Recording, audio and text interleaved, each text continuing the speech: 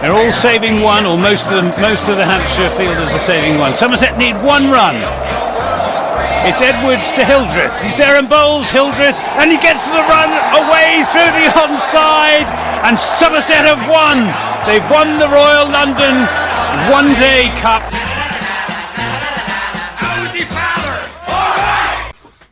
Hello there, you're listening to Always Look on the Bright Side of Life. This is the Somerset Cricket Podcast. My name's Ian Shepherd, and joining me this evening I've got Steve Tancock, Dan Kingdom, and the voice of cricket on BBC Radio Somerset, Anthony Gibson.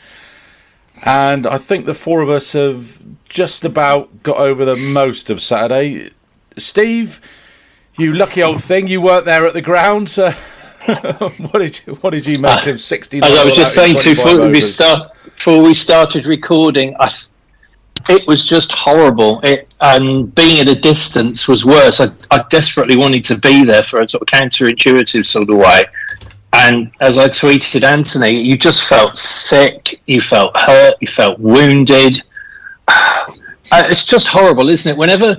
When you follow something passionately, you accept that you're going to lose, and you have to take defeats in good grace. But you know, if you lose off the last ball of a game, you know, or like Essex, where we took it to the, you know, came back from next to nothing and then lost it, you go, yeah, okay, fair enough. But I think all of us started at lunchtime saying, right, let's see what this batting unit's made up of.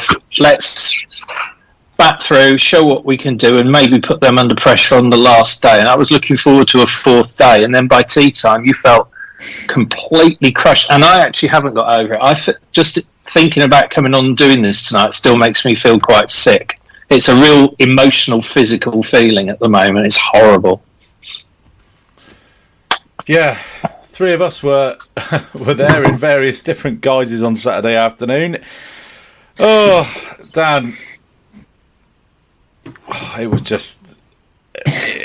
Did it just seem inevitable from 15 for 2 that this was just going to be all over by tea time and we'd be back in once time? Abel got whatever. out, it was Abel. The third wicket was the one which made me think, yeah, we're not going to do this now. Like that was Lammonby gone, Renshaw gone, Abel gone, and it just felt like we have nothing. There's not enough substantial batting left lower down. You know, Banton at all at sea. Hildreth and Davis just aren't scoring enough runs at the moment, and you know Gregory and Craig, they're not scoring too many runs either.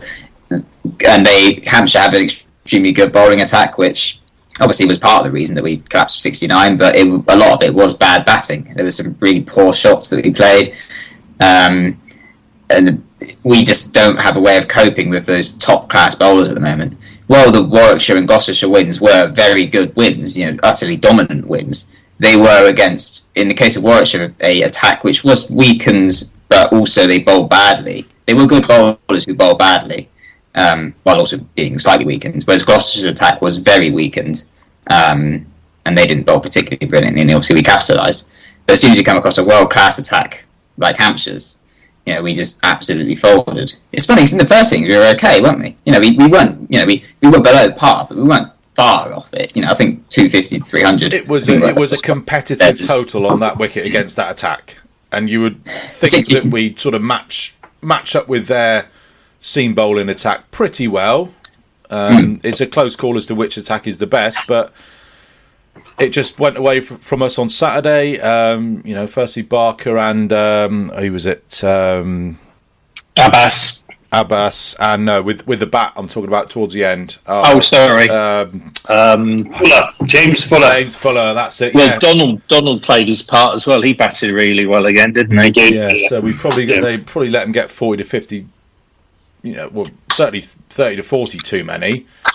But it would not have mattered a jot, Gibbo, because it was. Is it same old Somerset, or I mean, well, I'm ashamed to say that at lunchtime I did say, not on the air, but to my co-commentators, this could be over this evening, because I've seen it so often. And what happened in the morning, you're quite right, when Donald was put down by Craig Overton in the gully. Very unusual for Craig. He's got such a great pair of hands. And you just felt the momentum shift from overnight when we were right in the game. They had a really, really good session, final session on Friday, and the momentum just shifted to Hampshire, and Somerset have collapsed so often in the last, I don't know, 4, 5, 6 seasons. It's not a recent phenomenon, but I more than half expected it. And as you say, against that attack, I mean, there were some poor shots from Tom Lammonby going for a big drive before he'd even scored. There were what else we got? Tom Abel, nicking off down the leg side as he does Again. Well, I mean, that's a technical flaw that he ought to have sorted out by now. Steve Davis. Not sure how much future Steve Davis has got in the championship side.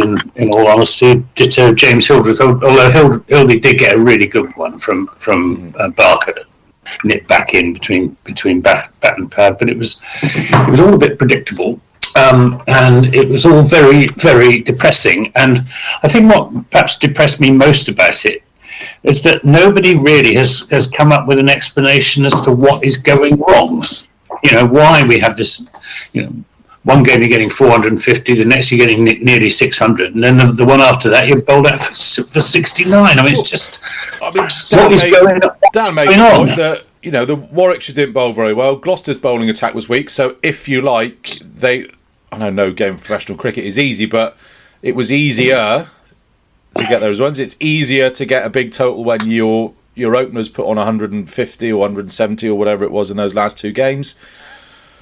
But it just didn't seem like anybody was up for the fight. I mean, I lurked around while you were interviewing Tom Abel after the game, and tick for Tom, he looked like he was about to ugly cry.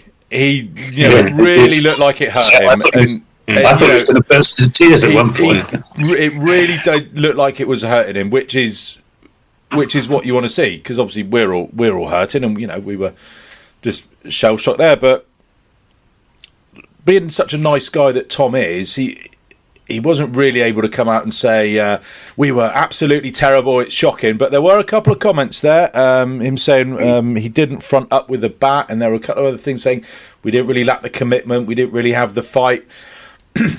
And I'll stick that interview at the end of the podcast if you want to have a listen, save you looking it up. But I think he's right, isn't he? We can score runs when everything's in our favour, but when it really needs somebody to knuckle down and beat the odds and show sheer bloody mindedness against a good attack and just bat for an hour without doing anything. Because conditions change, bowlers get tired, the ball gets older. If you just hang around there, things get easier, and it just didn't seem like we either had the technique or the guts or the whatever it is, the character, to just stick around for an hour. I mean, I know you can't really blame Jack Leach for this, but just before he got out, he caught that great catch by Nick Gubbins at cover. He was wafting at wide ones from Abbott, and he got out slapping a drive straight to cover. And you're thinking, well, okay, the game was done. It's not Jack Leach's fault, but it is kind of symptomatic that the great nuggety Jack Leach, who we've seen, have the everybody's talking about having the great technique, and the rumours keep flying around on Twitter and the suggestions that he should maybe open the batting. I know you're laughing, Gibbo, but do you know what? I've got to the point where I think we need to do, when we resume red ball cricket, we need to do something revolutionary now. I really do, because what we've been trying to do patently hasn't worked. You've got a sample size of 11 games, because as Anthony always said, we need to go back to the game at the Oval last summer, which, okay, that was a draw, but it wasn't a very honourable draw. You've got 11 games, 8 defeats and 1 poor draw and 1 good win. I'm actually going to say the Warwickshire win was a very good one, and the Gloucestershire win was against a poorer side. But it isn't working. And so there is no point, a definition of insanity, to keep doing the same thing that fails over and over again. So much as I hate to say it, if it is a case of James Rew has got to come in and be given half a season after his exams, or somebody like Will Smead has got to be brought in, and I know we've got the 100 and various other things, but I think you've just got to do something. And I actually put Jack Leach opening. Oh no, it's not stupid because no, I don't, because Lammonby and Siddle's one of the things that on the whole has worked. You know, but we've got to face facts. We aren't going to win the championship this year. Oh, don't say it, Steve. You've got to face facts that really you want to find out whether Lewis Goldsworthy and some of the younger players have got it. George Bartlett, maybe. I know I'm going on about my favourite players, Will Smith, whatever. Are we actually going to learn anything for next season? And I hate saying this, and my dad will be up there firing celestial arrows at me probably. Hildy, Steve Davis, and maybe change things up a bit, because it just isn't working. And I've, as probably you can tell from my voice, I am at my wit's end with it now, and I give full credit to Anthony for actually describing that so accurately and faithfully on Saturday, because it must have been incredibly difficult. I think when those batch of wickets fell, what was it? Banton, Hildreth, Gregory fell quite quickly. I think I probably have had to close my mic for a few minutes because it's exactly what you said, Ian. You just say back to tea now, guys. We're not in a great place, but let's at least come out of this with some honour. And it's not just the defeat. It's the defeat with not much credit out of it that hurts most. The trouble is that the players you're talking about, most of them are the same type of players as the ones who are in the team. They're dashers. You've got Smead, Bartlett is pretty fragile. Goldsworthy, maybe he could do a job in the middle order, but he hasn't got any serious runs in red ball cricket yet. And I think if the important thing for this season is that we finish up in the top 6 in the in Division 1, so that we're going to be in, assuming they go to 3 conferences with 2 equal ones at the top and then a lower one down below. We need to make sure we're in one of those two top conferences, so we're in with a chance of fighting for the championship next year. And then during the off season we need to be identifying a really solid performer in the middle order, someone who can do the job that James Hildreth has done for Somerset for so many years, and who, in all honesty, doesn't seem capable of doing it anymore. He's become a very nervous starter. He's sort of going down the pitch to quick bowlers. It makes you. It's really nerve-wracking watching him bat at the moment. All that fluidity has gone. We need 2 really solid performers in that middle order, hard centre to the batting, which we haven't got at the moment. Goldsworthy is possibly one, and I think he deserves to be given his chance to see if he can do that. But I think for the other one, we're going to have to bring someone in. Maybe that's the task for the overseas, because Renshaw's a fine player, but he doesn't actually provide much solidity. I mean, he's got good runs at the top of the order, but he is a bit of a chancer as well.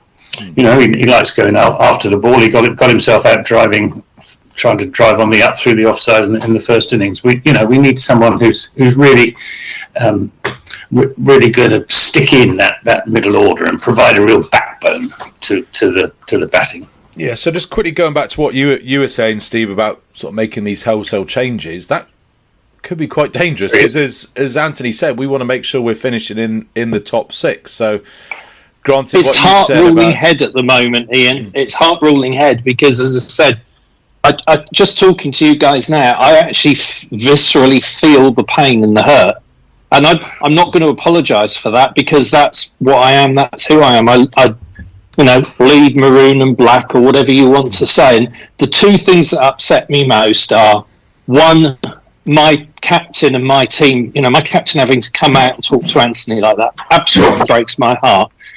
And the second thing is that it gives people, and I don't care if they want to pile in, but it gives people who can't wait for Somerset to lose the chance to have a pop.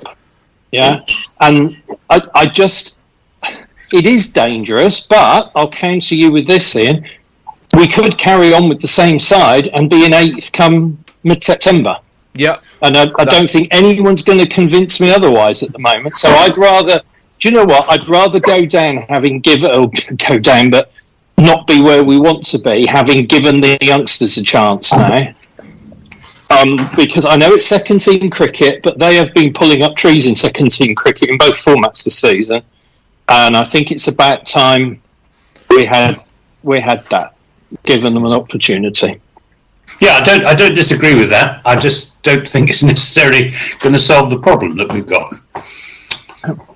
Because frankly, if we drop Steve Davis, we don't lose much. He's averaging 17 this year, and while that would mean giving the Banton the gloves or bringing in James Root, we're not going to lose much if we drop Davis, to be honest. And Hildreth, I mean, he's averaging 26. I mean, he's had a few 50s, so we may lose something if we drop Hildreth, but I don't think we're going to lose much. And Goldsworthy has been scoring a lot of runs in the second 11, and I think he probably deserves a go sooner rather than later, as opposed to others. I mean, another option I thought was maybe just we could drop a pace bowler and just bring in someone like Ben Green just to give us a bit more depth to the batting, while also still had a good bowling option in Ben Green. They could be ways to go about it, depending on the problem with that, though, Dan, is it's weakening your strength and not necessarily strengthening your weakness. Yeah, but Josh Davey hasn't bowled that much in the last couple of games. I mean, it's just an idea to put out there. If we feel, say against Surrey, if we feel that Leachy's going to bowl a lot of overs, then we probably don't need an out-and-out fourth seamer. That might come into their thinking. Yeah, because Leach isn't going to be available for Surrey, is he? Oh yeah, that's true actually. Yeah, but well, then Roloff will come in, and that strengthens the batting, I suppose. So. Oh yes, it does. It does big time.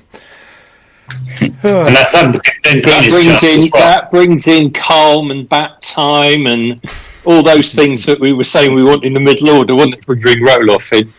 But then you're going to get with Roloff. But the thing, it goes back to what your top order batsman not doing the job. If you know what you're going to get with Roloff, that's Roloff. That's what we'll get from him. You can't have that with your top five. You've got to be able to adapt to the conditions, adapt to the match situation. We're not talking about fly-by-nighters here. We're talking about James Hildreth, 18,000 first-class runs before he got out on Saturday. You got Steve Davis, who's played for England. He's played much first-class Harold cricket. Gimlett was a hell of a player in his time, Shep. He isn't now, unfortunately. Well, he's been dead 40 years, Steve. So. Well, yeah, but that's what I'm saying. Everybody in every sport has a date, and Hildreth definitely is one that somebody, whether it's Tom Abel, whether it's Jason Kerr or somebody else, has to sit him down and look him in the eye and see whether he still wants it. They'll know him well enough, Can I just throw something else in? I made a note of this at the start on Thursday when Anthony and KJ were talking, and they said, Somerset won the toss and batted. Later we found out that Hampshire would have bowled if they won the toss. Oh, they always say that. It was slightly greener, a more marginal decision than it had been against Warwickshire. And I wondered whether there was, I don't want to use the word arrogance, but I'll say it and then say overconfidence. Hubris. Hubris is the word. Good word. Yeah. That's two words I've learnt this season, Anthony. Prehensile and hubris. I couldn't agree more, Steve. I said it at the time that there was an element of overconfidence there. We did it against Warwickshire on that pitch. We can do it. We can do it against this lot. And and then they got through that first sort of 3/4 of an hour to an hour, and then they decided, right, now we're going to show these bowlers what we're made of. And both Lammonby and Renshaw got out driving at balls outside the off stump, and it I think if there was no doubt at all, I was standing next to it was Ian Holland. Was it Ian Holland? I can't remember who it was. No, it was Kyle Abbott was being interviewed by Kevin, and there was no question that Hampshire would most certainly have bowled if they won the toss. It was that sort of a pitch. So I think that was overconfident, and then they were overconfident in the first innings and panicked when wickets started falling in the second. It was because it's short of it. It was a funny sort of situation when we started our second innings because we couldn't win the game. There's nowhere we could set up to win the game. The only way we could have won is if we'd got, I don't know, I think I said it on Twitter, something like 230 to 240 ahead and been bowled out by lunch, bad lunch, because there's no way that you would declare in that situation. But so there was nothing really to play for, and that's when you need that experience and mental strength, because batting out for the draw seems to have just gone out of the first class game in the last few years. I don't think the sides batting out the last day with 10 wickets in hand just seems to have puffed and gone up in smoke, and is something of a memory now. But it's happened yesterday, Ian. Quick, sorry, Dan. Yesterday at Headingley, I'm just putting the scoreboard up now. Warwickshire batting second with 25 for 3 in the 12th over when Sibley was out, and they were trailing by 200 odd on first innings. Sam Hain, 109 not out of 32 balls. Will Rhodes, 111 not out of 297 balls. That's what you're talking about. And that might be an extreme example, but and we don't know. Headingley might have gone as dead as a dodo, and the Yorkshire bowler might have been not as great as it can be sometimes. But that's the sort of thing you wanted to see from one of our top 5. 4 and 5 Banter Hildreth, yeah. And I think we all feel a million miles off from that at the moment. Yeah, we do. No one's really done. Sorry, Dan, I interrupted. Well, no, I was going to make a similar point. Several teams have batted out for draws this season. Leicestershire have done it once or twice. Leicestershire have shown real fight several times. I don't know if they've been successful every time. They were successful at least once, batting out for draws. We just look a million miles away from being able to do that. Yeah. I'm just actually trying to look at the scorecard of our game on the Somerset website, and it seems to have been expunged from the records. It's just a blank page when it loads up, which is possibly a good thing. Oh, what else did I want to say about that? Point I made to you, Dan, when we were watching Josh Davey bat is, if you were sort of conducting a blind sample of just watching batsmen play, you potentially say that Josh Davey looks a proper batsman. So stick him there. Dan was going to drop him a minute ago. Now you're going to start picking him up. Oh. Drop him as a bowler, play him as a batter. It's similar to Leach, isn't it? Davey and Leach are similar in that they have very solid techniques. Obviously, they're not as flamboyant as sort of Overton and Gregory, but there are situations where maybe Davey and or Leach could be promoted above them, just to bat some time rather than what you get from Overton and Davey, which is pretty much always going to be trying to score quick runs. Yeah. The trouble with Josh Davey, it's the same trouble with Lewis Gregory and Craig Overton, half the blooming batters, is shot selection. Josh Davey has got a good technique, but he loves to hit the ball down the ground. And if he sees a ball coming down on a fullish length, he'll go after it, but almost regardless of the circumstances. Gregory is the same. You look at Gregory's technique. He's got one of the best techniques in the whole side, but I don't know. He cannot resist having a go and trying to impose himself on the bowlers. It's a sort of it's almost a collective mindset. They want to impose themselves. They want to score quick runs. They lack patience as a batting unit. They've tried. I mean, against Warwickshire, they showed patience. Tom Bantam, for example, but it's against their instincts. They like to get on with it, and the mix between solidity and adventurousness is wrong at the moment. And there are too many big shots being played to the wrong balls by batsmen who are inherently pretty good, talented players. So how long do we give Lachlan Stevens to work this out then? Because you've got three things you need as a batsman. First of all, you need natural talent. Second of all, you need technique. And third, you need the proper mentality of judging the situation, knowing what to do at the right time, being able to absorb pressure. So, the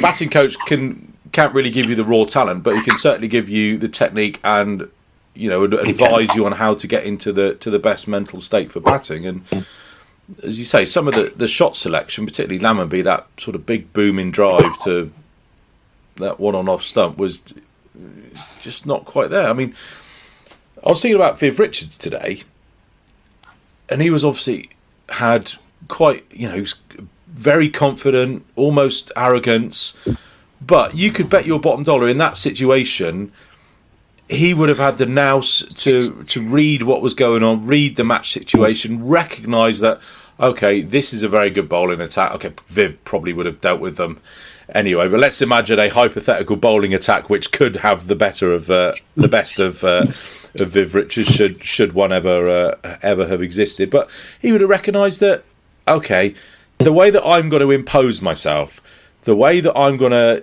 dominate you is by not getting out. I'm going to make you bowl at me all day until your feet are bleeding, you are knackered, the ball is 60, 70 overs old, you bowl me a half volley, I'm just going to try and time it, I'm not going to try and smash it into Morrison's car park, I'm not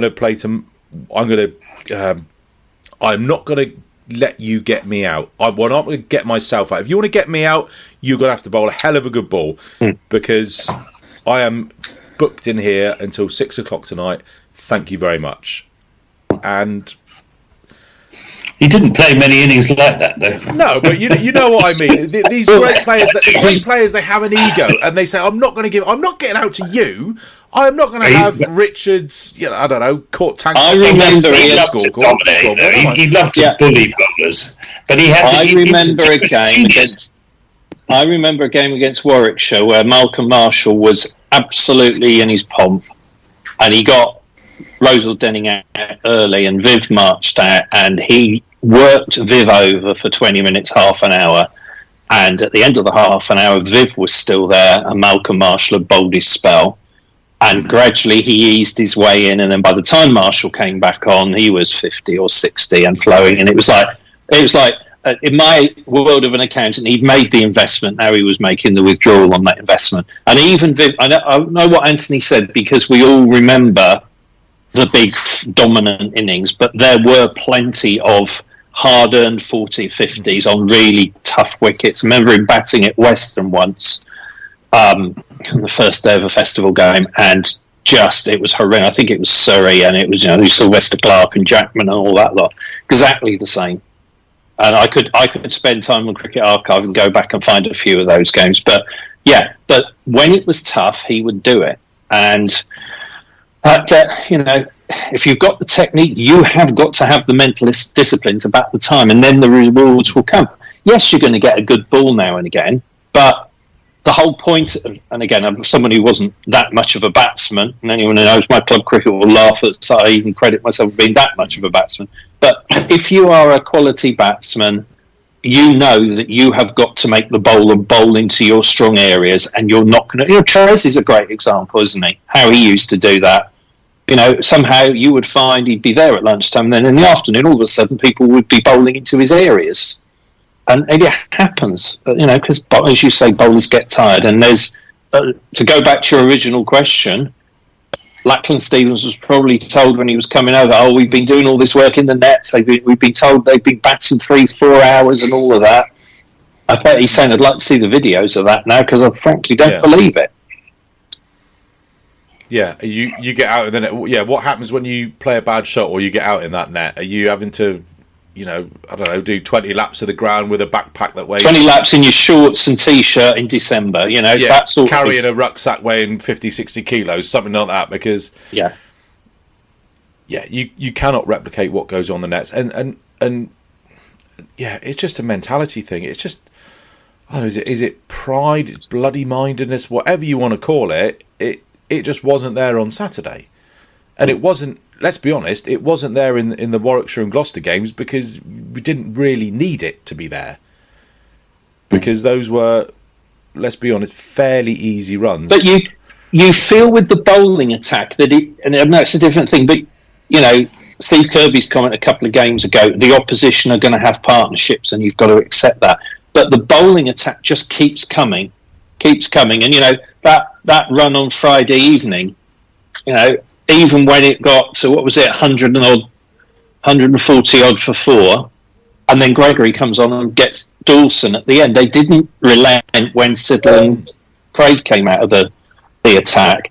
And it's that, you can see that mindset with the bowling. You can't see it with the batting. Very true.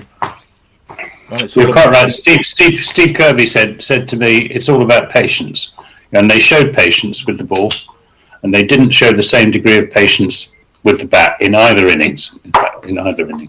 Maybe we should give the batters a session with Steve Kirby to see if they can teach them a bit of patience. I mean, they did spend. They were, as from what I understand, in the winter they were spending hours in the nets. They were having to bat for sort of 2 hours on end to replicate, defensive batting in a red ball situation. But I suppose if you've got the mindset there already, do you need to practice that? I mean, somebody like Boycott wouldn't have batted for 2 hours in the nets. No, but then Boycott didn't play T20 cricket. No, that's true, I suppose. Who's a modern equivalent?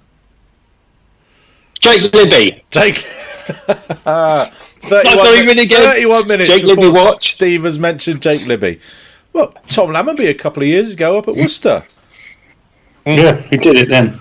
But when he did that, he didn't even look like he was fighting his natural instinct. He just looked so calm, so patient. He was just swallowing it up, eating up all that pressure. And then when when the time came, when everything was in his favour, bang.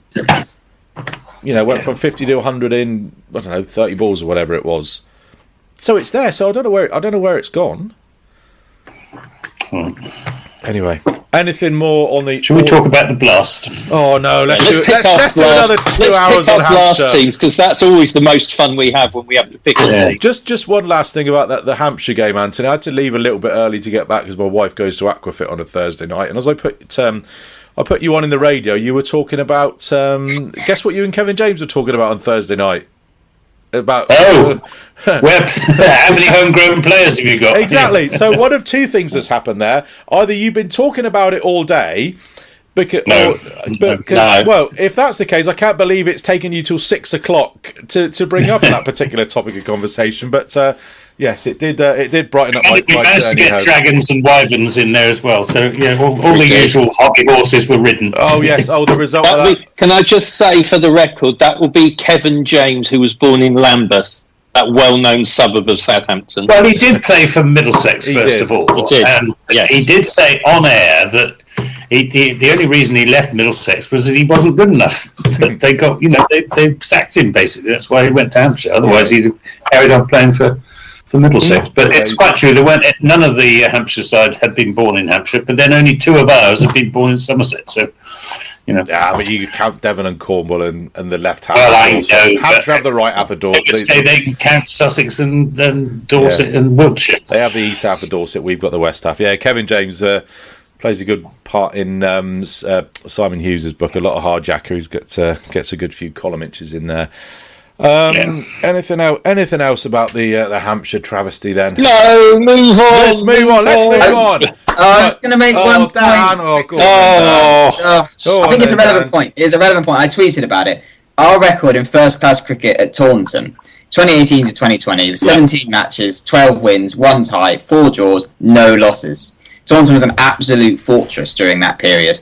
2021 to present, 10 matches, 2 wins, 3 draws and 5 losses.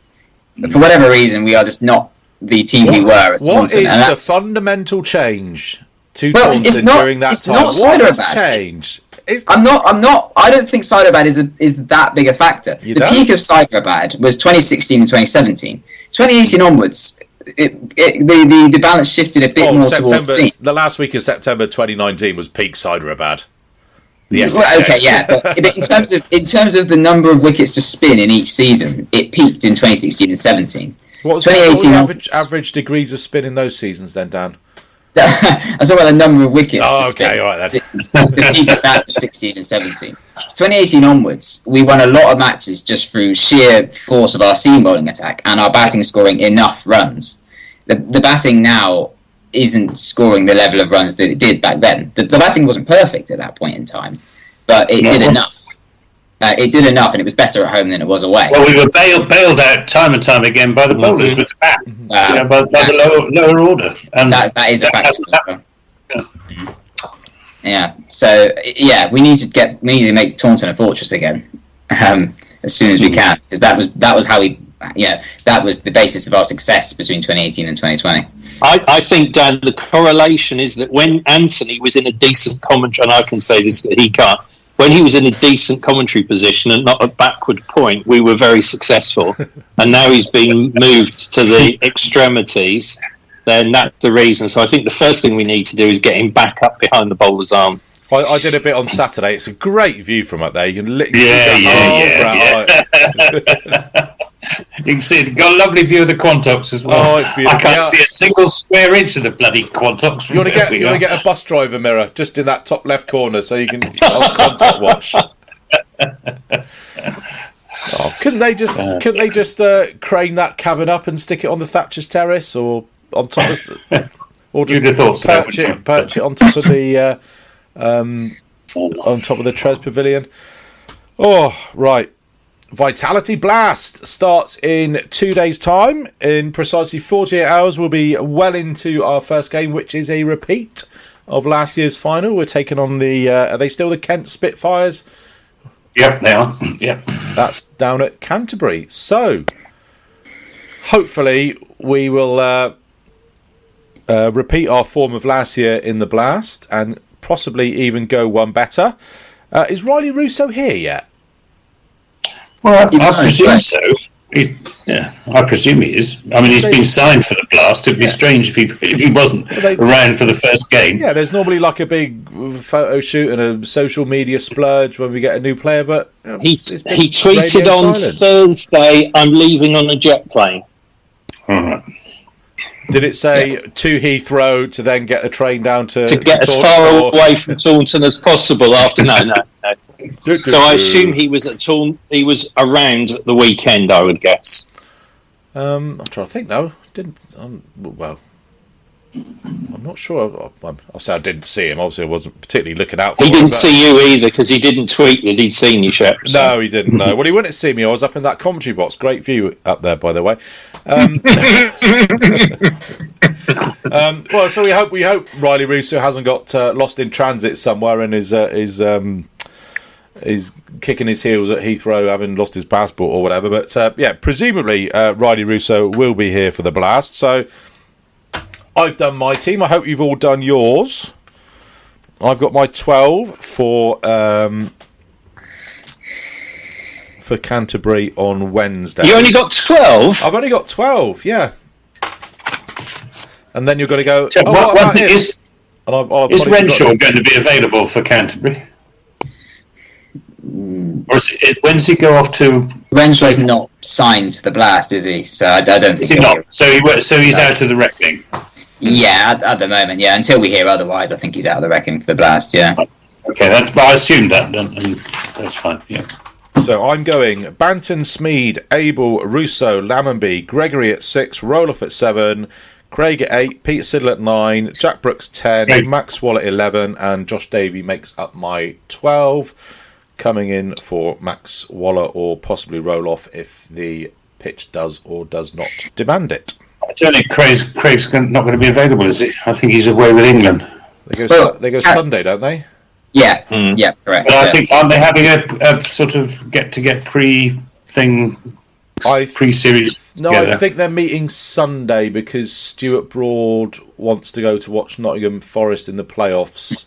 And there was a thing about he might or might not be able to go because he's got the England thing. No, but the Test match starts on Thursday, so I don't know what the new Rob Key, Brendan McCullum dynamic is, but I'd have thought a week's 8 days get together before the game might be a little bit excessive, but you never know. But so that's my 12. I hope you've all done yours. Roughly to go. Go on, jump in, Steve. Same top 7 as you, which is a bit scary. The only thing I'm concerned about is I'd like to see Abel bat 4, because that's where he batted last year with such success. Yeah. So will Russo bat 3? If not, there's a bit of a fiddling around to go on there. I'm going to go, Anthony's going to groan at me now, I'm going to go Ben Green, Craig Overton, Josh Davey and Peter Siddle. But when Craig's gone, Jack Brooks and Max Waller's my 12th man. Because he's opened the... What's wrong with March and DeLange? Well, we can only play 2 overseas, can't we? Yeah, well, that's DeLange and Siddle. Oh, of course, Russo. Oh, bloody hell, yeah. I think I'd have DeLange rather than Siddle, probably. Wasn't Siddle leading wicket taker in the Blast? No, he's captain of Adelaide. Captain of the Adelaide Stars. But his record in T20 cricket isn't fantastic. Whereas Martin DeLange's, whatever one might think of him, is pretty good. I mean, maybe they'll rotate them, but I would go Siddle every day, I'm afraid. Because I think what you get with DeLange is he can take you 5 for 17. He can also do 0 for 48 in his 4 overs. Whereas I think with Siddle you will get, and I'm going to be proven wrong now, and I think you'll get consistency. I don't know. I'd rather have that extreme pace option in the side of it. You can have whatever side you like, Gibbo, because we all pick our own sides, and you're not allowed to influence anybody else's selection. Well, in that case, I've got Banton, Smead, Abel, Russo, Lammonby, Gregory, Van der Merwe, Green, Overton, Davey and DeLange. Happy with that. Don't mind that. Go on then, Dan. Banton, Smead to open, Russo 3, Abel 4. I think Abel has to stay at number 4. He's been our best T20 batter for the last few years. I think that's where he scored his runs, so he stays at 4 for me. That was where it gets a bit more difficult. I think I'm going to go with Lammonby at 5, Gregory at 6. I think they're the two best positions, the best positions for those two guys. And then it sort of gets into a bit of, there's a few options, but I'm happy to go with Van der Merwe 7, Green 8 to start, and then Overton at 9, and then if he's not available, then Davey or Brooks, and then 10 would be Siddle or DeLange. I wouldn't mind DeLange, just he does bring something a bit different to the side. He did bowl quite well for us in the group stage last year. Obviously, the less said about final stage, the better. But he was pretty good for us in the group stage. He bowled some. There was a spell against Hampshire. I think it was 4 overs to 13 runs. Yeah, he didn't take a wicket, did he? But he only went for 12, 13, 14 runs, didn't he? Exactly. Yeah, I think the fashion these days in T20 cricket, and it seems tactics in T20 cricket are constantly shifting. And one of the current tactics is quick bowlers through the middle overs, bowling those what they call heavy lengths. Problem is, who bowls at the death in it? Gregory, I suppose. He's our death. He's not the best death. He's all right, but he's not the best death bowler. That's the thing we are lacking. I think still lacking. Been lacking for a while. Is a proper quality death bowler. But we've got to go with what we've got. So DeLange at 10, and then I really like to see Max play. I've got Max at 11. I really want to see him playing again. He, as we know, last year he got dropped halfway through the tournament. He didn't have the best tournament. But that was one bad year after many, many good years for us. He's one of the best leg spinners in the country. He's got a great economy rate. He takes wickets. So I think we've got to back him initially. And he's a gun fielder as well. Yeah, I was really surprised when he dropped, because I thought, well, he's got enough in the bank. He's got enough credit built up over the years to still be selected. But obviously, that don't know what's going on behind the scenes or what. Whether he felt he just maybe got the yips or something. I don't know. But I'd love to see Max back. Max back on Wednesday night. So, do you think we can win it this year? You could.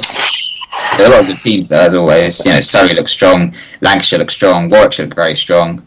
Notts, of course. Kent, as always. Notts, yeah. There are some very good sides. And Sussex have got Rashid Khan back, which makes a huge difference.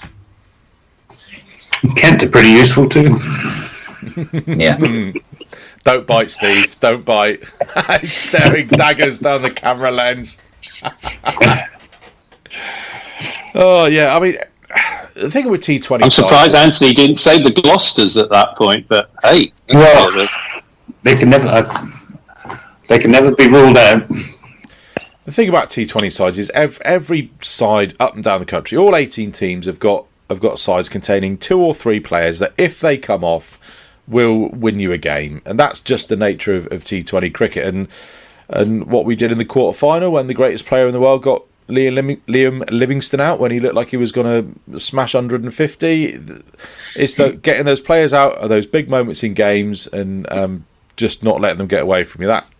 That for me is what T20 cricket is all about. I think it's our only chance of getting some silverware this season, to be honest, because we've lost half. I actually think the Royal London, if Siddle and Renshaw play in that, we've lost too many players.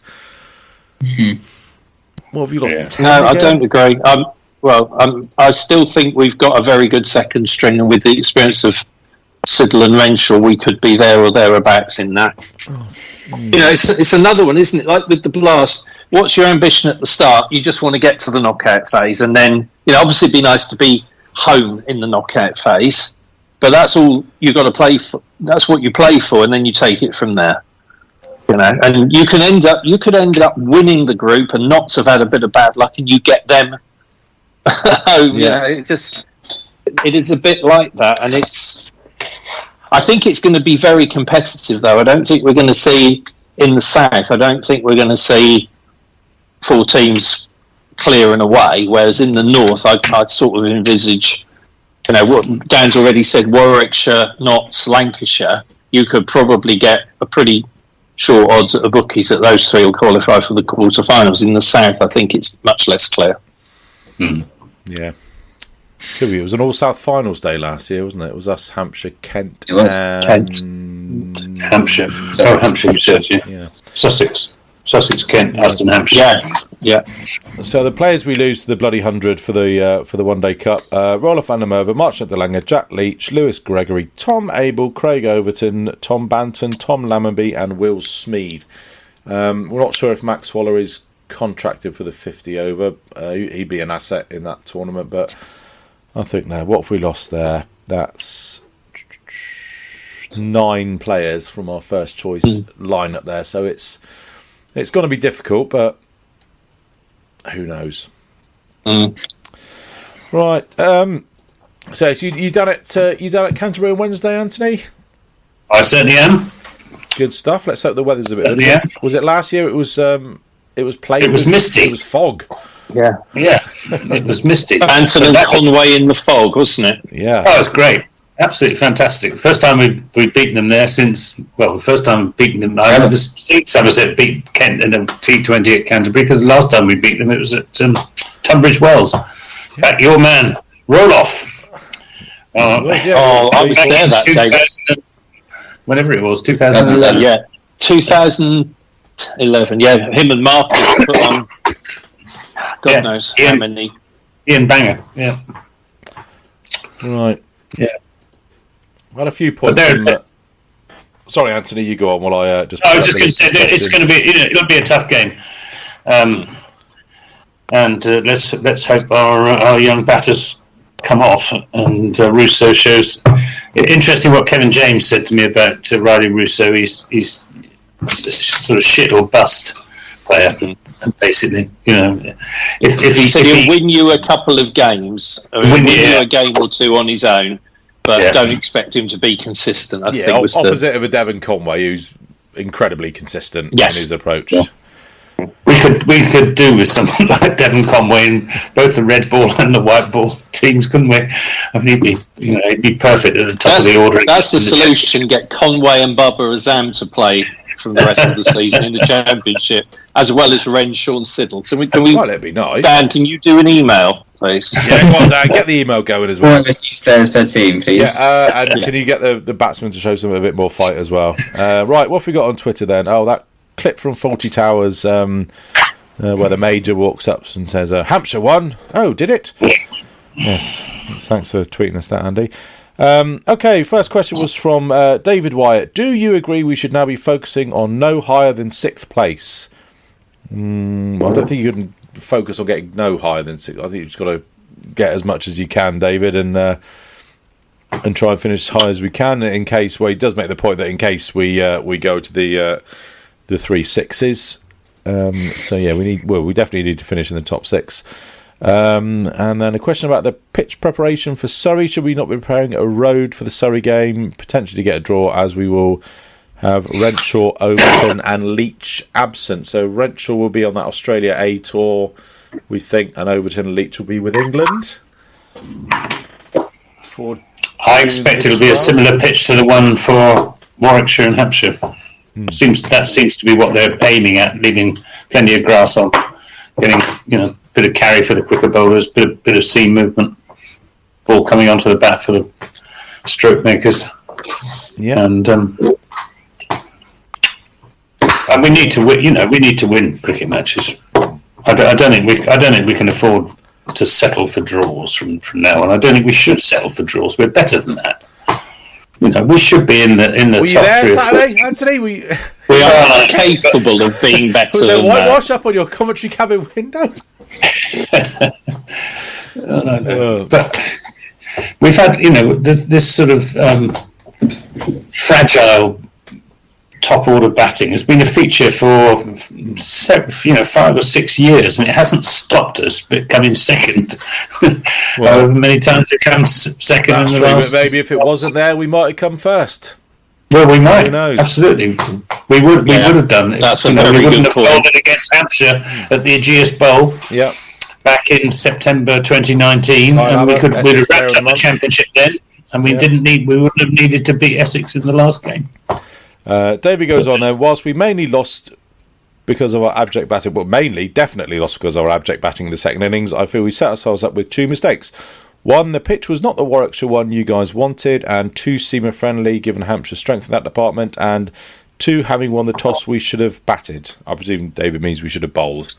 I think we've agreed with that already. Rob Blackwell says, should Casey Aldridge get a T20 start against Kent on Wednesday? I say yes. What would your 11 be? Well, Casey's opened the batting in a couple of the warm-up games. He's opened in only the double header against Northants. Did he not open both times because they mixed it up a bit? Yeah. You get some limited highlights on the NV play. He looks a little bit agricultural for me to be opening in the first 11. To be honest, Robert. And again, with the bowling strength we've got, I don't think you can quite make a case for Casey. Boom, boom. I don't think you can quite make. If we get an injury to one or more of the quick bowlers, I had him sort of at the back of my mind as I don't know how good a one-day bowler, T20 bowler. He's not bowled very much in the second 11 T20s, which is a bit of a tell at the moment. So yeah, it's a strange one. I just wonder if they just chucked him in it to open, just to maybe give him a game. I don't know, because there was one he didn't bowl, and he opened the batting, and there was another one. I think he maybe bowled 1 or 2 overs when he opened as well. So I'm not sure if he's got a little niggle or not. But there we are. John Hayes, are we all looking forward to the 100? No, we're not, John, and I've gifted you a suitable reply for that one. Andy Cleve, do you think directors of cricket and head coaches can remain in the job too long? Looking ahead to the Blast, how difficult would it be for those players who featured in all formats to overcome the mental scars on the weekend, and should we be concerned, and has the break come at the right time? Bit to digest there from Andy. Yes, well, I think I said a couple of episodes ago on the podcast that however good you are as a coach or a manager in whatever sport, a captain even in cricket, you do have a shelf life. There comes a time when, I don't know. Well, let's look at. I mean, who stays around in a job in professional sport? I mean, You look at Alex Ferguson and Arsene Wenger in football, very much the exceptions to the rule in terms of their longevity. Don't think anybody's are there any head coaches and directors of cricket who have been in place longer than Jason Kerr and Andy Hurry? Not necessarily saying it's a bad thing, but... No, but Kerr and Hurry only took over in their current positions in 2018. Mick Newell at Notts have been there for ages, 12 years, maybe more. I mean, since I've been interested in cricket. I think the DOC is slightly different from the coach, isn't it? Because the coach is the dressing room voice. And I said a few weeks ago, that horrible phrase, lost the dressing room. Do you need almost a different voice saying the same thing? You wonder. Whereas the director of cricket is that one step removed from that. Mm-hmm. But you only make a change if you know it's going to get better. And you look at Newcastle, to go back to your football analogy, that clearly worked. Eddie Howe, yeah. You look at Burnley, maybe you'd say it didn't. So is it Sean Dyche they got rid of and replaced him with? Got rid of Sean Dyche, yeah. Michael Jackson. Yeah. And so again, that's in case of the coach, it's the director of cricket and the chief executive got to look at it, isn't it? And that's what they're paid the big bucks to do, I'm afraid. But you've got to wonder. I mean, the director of cricket's job really is to put the raw materials in place, isn't it? In terms, in terms of structure and in terms of players, and then the head coach brings out the best of whatever raw materials is being provided with. But you have to wonder about where we've got an expensively acquired overseas player playing cricket for the second team in the shape of Marchant Denanga. What's that all about? Was it a panic buy after we just lost Jamie? We need an out and out quick bowler. Was that what it was? Well, it might well have been. Seems bizarre to me. That it's a waste of resources, frankly. But so that to me, that's at Andy Hurry's door. The disappointing performances at the end of last season, at the beginning of this, that's at Jason Kerr's door.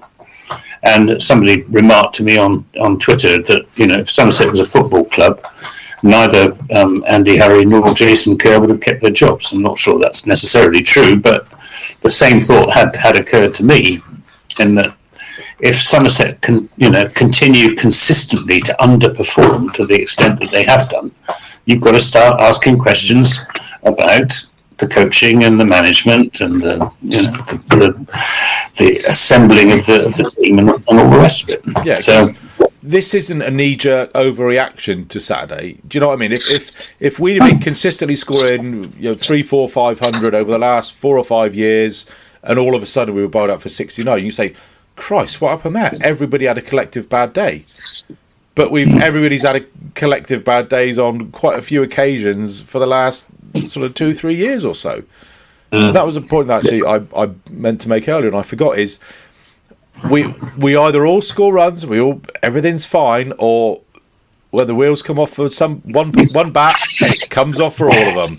Nobody sticks their head above the parapet and takes the game by the scruff of the neck. And do you know what I mean? When do you see like 90 not out in a total of 180, which you see sometimes? It's all, everybody's got like 15 or 20. Yep. Anyway, George Bartlett 100 not out of 237 at home to Gloucestershire in 2020. That was an excellent innings. That was fighting against the collapse. He had good partnership with Brooksy the last wicket, but unfortunately, George Bartlett can barely score a run in the second 11 at the moment, at least in the red ball cricket. And it's a real worry, actually, George Bartlett, how he was a solid player for us for a few years. Fallen right off the radar, hasn't he? So ever since I tipped him on Charlie's show to be leading run scorer in the championship last season, that was totally down to me. Yeah, we need to tip some. We need to just stop doing that. We need to, I don't know, who's going to be leading run scorer? Well, I think it's going to be the bloke that serves the coffee in the Marcus Gothic Pavilion, because just keep all the first team players out of it, so we don't curse any of them with our bad luck and predictions. And then a couple of Andy's points. Has the break come at the right time? I think it has. I don't. One thought that I did have is that this might this 60-0 out might just fester for the duration of that first period of the Blast until we have the Surrey game. But it can be either way, can't it? You can either put it out your mind and come at Surrey fresh, or you can be sat there thinking, oh God, that was 69 again, and just let it stew on your mind for 3 weeks. The good thing is there's going to be 3, 4, maybe 5 different players coming into the side. Max Waller plays, you can see it more than half the side not having been involved at the weekend. So, yeah. I think it's... I've hit my mythical 8 o'clock. I need to cut off time, so sorry, but I'm going to have to leave you again. All right. No, Domestic bliss calls. Coolio. Right. We won't be doing Monday next week because that's when we're playing Hampshire, down at Hampshire again. Oh, God. Yeah. Was it Hampshire? Did we got absolutely stuffed by them down at the Aegean? We got stuffed, we were ball out for about 100, yeah. They got 170. God. And never rains, but it pours, doesn't it? All right. Cheers, Steve. I'll let you know when we're catching up next week. Ta-ra. All right. Thank you. Cheers, everyone. Hey, Steve. Bye. Steve's off for his tea. I think that was it. I didn't get very many through this week because I presume that all of our faithful listeners would have known exactly what we were going to talk about and not preempt the issue. We had the poll last week on Twitter. 64% said Dragon. 64% said Wyvern. 36% said Dragon.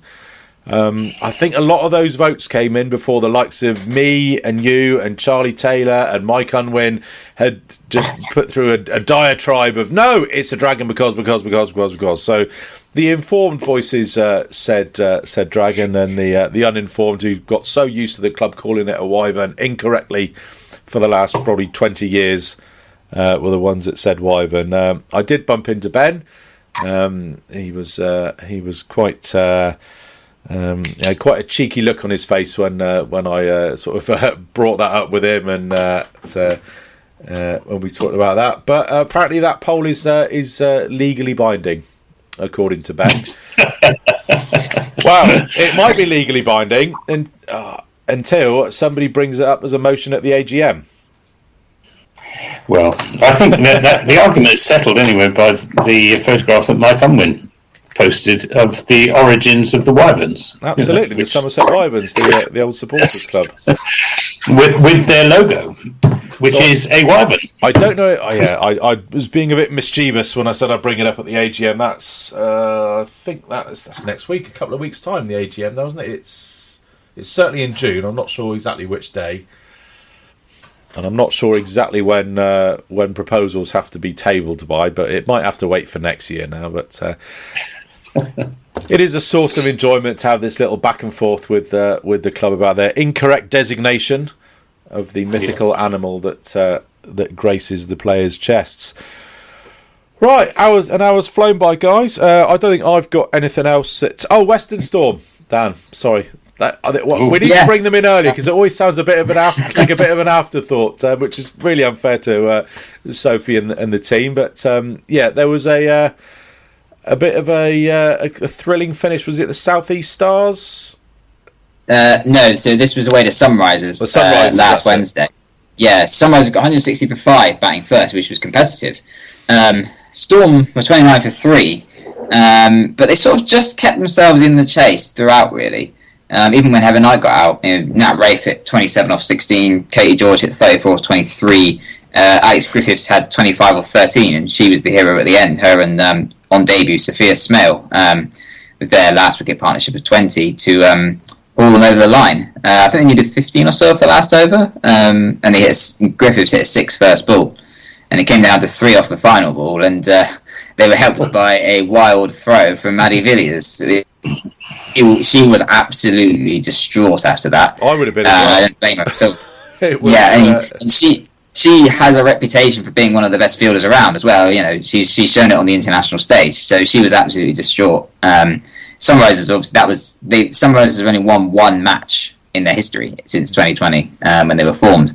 So there was obviously that was probably weighing on their minds. So I have no doubt that was a part of it. That was definitely a factor in them throwing it away like that. But yeah, absolute thriller to get Western Storm off the mark. They did play another game then on Saturday That was against South East Stars. Storm got 145 for 6. And then they reduced Stars to 40 for 3, but there was a partnership of 108 between Cranston and Moore, which went for the Stars fairly comfortably in the end. So Storm have won 1 out of 3 so far in the Charlotte Edwards Cup. They probably have to win their remaining 3 games to have a chance of going through, because it's only the 2 group winners and the best second place team. But yeah, worth noting that of course on Sunday it is a double header with the T20 with the Somerset Essex match. You'll be able to hear the Storm match on the BBC Sport website as well. Commentator is certain A. Gibson. Good stuff. Yeah. Should be a good day. First game of women's cricket I'll ever have commentated on, quite possibly the last as well. Well, you want to get yourself up on the live stream as well, Dan, if you're there. I'm sure Ben would love to have you with your extensive knowledge of women's cricket. But Storm. I'm going to bag Dan. He's going to come and help me. We're going to start a bidding war. What does Auntie go to? Free cup of coffee and a couple of biscuits. No, you must be joking. Well, we do get a cup of coffee, but that's it. You might get a piece of cake if you're really lucky. Oh yes. Oh, fair enough. Right. So Storm Sunrisers and Somerset against Essex Eagles on Sunday. So when we catch up with you next time, we'll probably do sometime middle of next week. So we'll be talking about the Kent away game, Essex on Sunday and Hampshire on Monday. So we'll probably get together maybe Tuesday, Wednesday next week. That's quite unfair on us, isn't it? Having a home game against Essex one day and then having to hot-foot it down to the Ageas Bowl the very next day. When that game... Well, no, but it's still not the done thing, isn't it? It's ECB anti-Somerset conspiracy theory number 7,251. Right, unless we got anything else, we knock that on the head for tonight, guys. Yeah, look forward to better times in the blast. Absolutely. Well, can't get any worse, can it? Pick ourselves up, dust ourselves down, and up and at them. Absolutely. Come on, the Dragon. Right. Best of luck to Tom Abel and the guys for these first 3 T20 matches.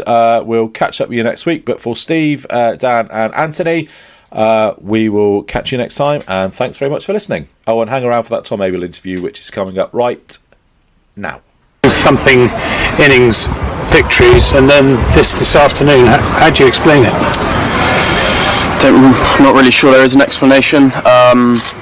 Just not good enough. Like, such a disappointing day. I thought after day one, sort of getting 200, it was obviously tough batting conditions, and I thought we were really in the game. And then, again, our bowling attack were brilliant, and we were in the game going into the second innings. I felt the wicket was probably getting a little bit better. But yeah, like, if you bat like that and obviously don't front up with the bat as a group, you're not going to win any games, and obviously a very disappointing day.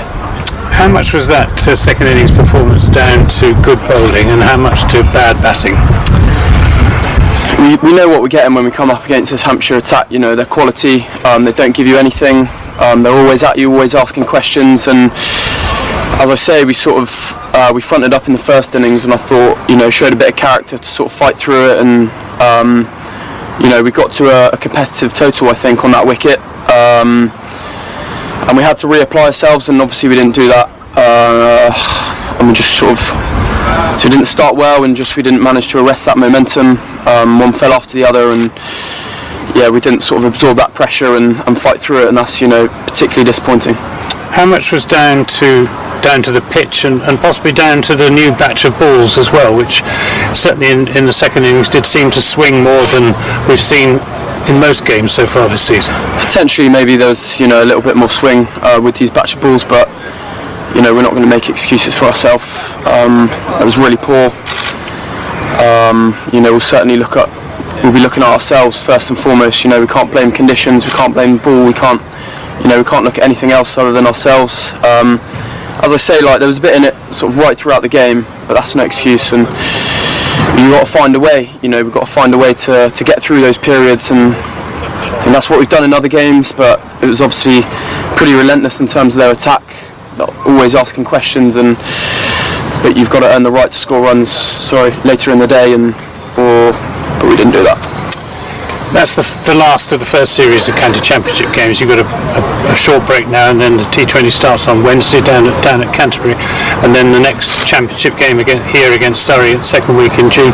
How much is the break now in red ball cricket a help to help you regroup, and how much is it a hindrance? I mean, we've had a really good sort of few weeks. Our performances in red ball cricket the last few weeks have been, much improved, particularly with the bat. So we came into this game in a really good place, sort of full of confidence. And obviously, it's a setback. It's not fatal. There's so much cricket to be played, but it's just, it's disappointing having played or made such strides that we, couldn't kick on and give a better account of ourselves in this game. We knew we were going to be tested there top side, but we're better than what we've shown, and I guess the lack of fight, the lack of sort of character, particularly in that second innings, that's the thing that hurts us most. Well, you've got a big game in the Blast coming up on Wednesday against Kent down at Canterbury. Tough game. How are you going to lift the spirits of the team between now and then? I mean, we're all sort of very aware it's a completely different format. It's almost a different game, to be honest. And we'll have a few fresh faces sort of coming into the side, I'm sure. And look, we've got to part this. It's gone. There's nothing we can do about it now. We've got to get excited for that first 2020 game. It's as simple as that. Is there something fundamentally wrong with the championship team at the moment, or is this just one bad day at the office? It's certainly a bad day at the office. As I say, the first sort of couple of days, I felt we were in the game. It was obviously a relatively sort of low-scoring game. Runs are at a premium, but the way we sort of folded this afternoon, that's what hurts. But is that symptomatic of an underlying weakness, or is it just a one-off? It's a good question. I think obviously there have been games in the recent sort of past where it has been sort of that's how we have played. We have sort of folded too quickly, but equally there have been sort of games in the recent past that we've really shown what we can do, and that's I think we've got to focus on that, because we're better than what we've shown today. It doesn't make it any easier. It's no excuse, but I guess we've got to be more consistent and more ruthless with ourselves.